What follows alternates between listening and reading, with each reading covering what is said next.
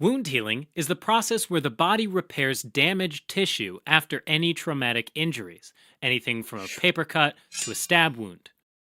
Acute wounds heal up quickly over days to weeks, whereas chronic wounds like bed sores, foot ulcers, or infections can persist for months.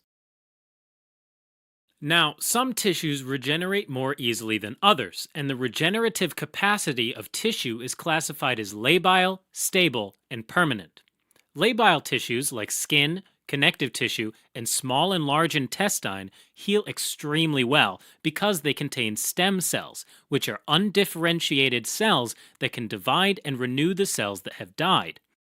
Stable tissue, like the liver, recover from injury by having mature, differentiated cells divide or regenerate via hyperplasia. Permanent tissues, like skeletal muscle, cartilage, neurons, and cardiac tissue, have a weak regenerative capacity because they lack these stem cells and cannot replicate via hyperplasia. Typically, injured permanent tissues are replaced by scar tissue or fibrosis, ultimately resulting in loss of function of the tissue. Now, when it comes to the skin, which is often the most visible tissue that's damaged, wound healing occurs by primary, secondary, and tertiary intention. Healing by primary intention is when the wound edges come together, like what happens when two wound margins are stitched or sutured together. When this happens, stem cells in the epidermis or uppermost layer of skin are brought close together and can regenerate the damaged tissue near the surface of skin, leaving a minimal scar. Healing by secondary intention occurs when the wound edges are too far from one another, and this can be a consequence of significant tissue loss or if there's an object embedded in the wound that prevents the edges from coming together. Examples of healing by secondary intention include tooth extraction sockets or severe burn injuries. Since the stem cells in these wounds do not approximate, the wound is replaced primarily by connective tissue that grows from the base of the wound upwards. Healing by tertiary intention, or delayed closure, is when a wound is cleaned and purposefully left open due to a high likelihood of being contaminated by bacteria, like during a dog bite injury. If these wounds are closed too early by primary intention, they can trap bacteria inside the wound, leading to an abscess or walled-off infection. Instead, these wounds are left open, cleaned, and observed for several days before they're closed by primary intention or left open to heal by secondary intention.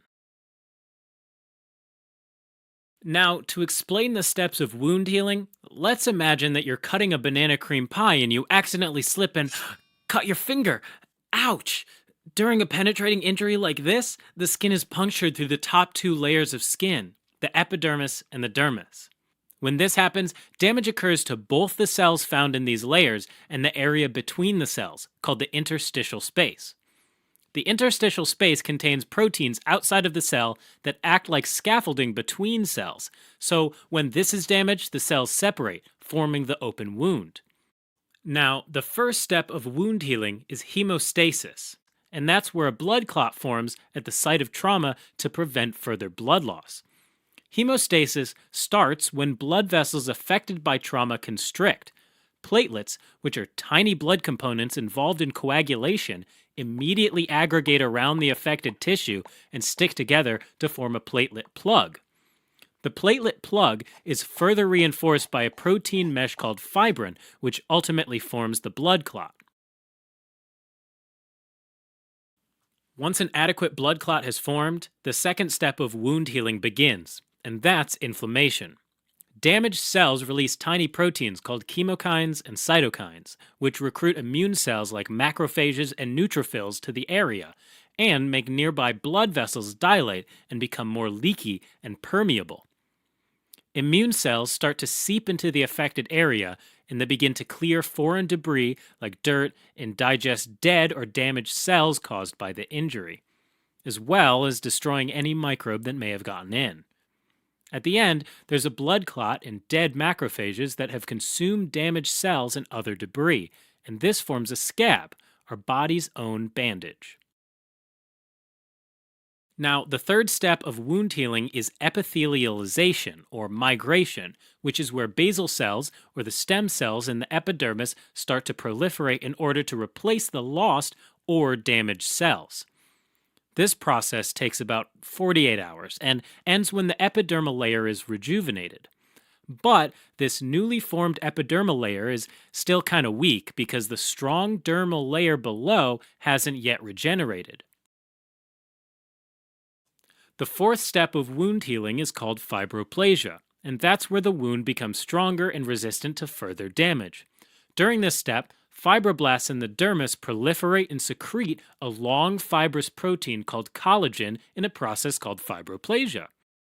Collagen proteins assemble to form fibrils, and collagen fibrils assemble to form collagen bundles, which have high tensile strength, and it acts as the extracellular scaffolding that holds together the newly formed epidermal cells.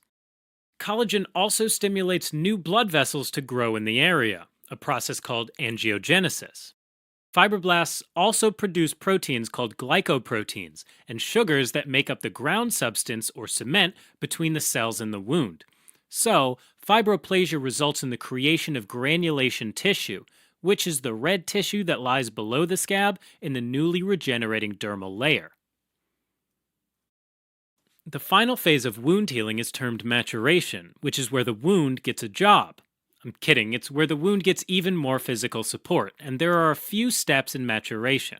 First off, there's collagen cross-linking, which is where covalent bonds form between collagen bundles. This helps to enhance the tensile strength of the wound. Next, there's collagen remodeling, which is where fibroblasts degrade old or misshapen collagen from the injury, like when old rotten wooden beams are replaced before putting up new ones in a house. After that, there's contraction, which is when special fibroblasts called myofibroblasts produce contractile proteins within the cell. These contractile proteins are attached to transmembrane proteins, which are attached to proteins in the interstitial space. So, when contractile proteins in the cell tighten, they pull on those proteins in the interstitial space, ultimately pulling the edges of the wound together. This step is particularly important in large wounds that must heal by secondary intention. Finally, there's the step of repigmentation, which is when melanocytes begin to proliferate, and that helps restore the normal color to damaged skin. Now, there are some factors that prevent proper healing and can lead to chronic wounds. For example, when the smallest blood vessels, called capillaries, become narrowed by some disease process, blood flow decreases. When this occurs, the wound cannot heal properly because fewer immune cells are getting to the damaged tissue, and the damaged tissue has a hard time getting nourished by oxygen and nutrients needed for repair. Since the tissue cannot repair itself, it undergoes necrosis, where cells die prematurely. Some common causes of decreased blood flow include diabetes, atherosclerosis, and prolonged compression. Infections can also interfere with healing, and that's because pathogens compete for oxygen and cause ongoing damage and inflammation in the tissue. Finally, uncontrolled swelling or edema around the wound can disrupt fibroblast activity and collagen deposition and cross-linking of collagen. Alright, as a quick recap. When damage occurs to tissue, healing proceeds through a predictable set of stages that include hemostasis, inflammation, epithelialization, fibroplasia, and maturation. Wounds can heal by primary intention, where the wound edges are brought together, or secondary intention, where the edges are far apart. Wound healing can also occur by tertiary intention, where the wound is left open to prevent infection. Some things that can impair wound healing include diminished blood flow, infections, and swelling.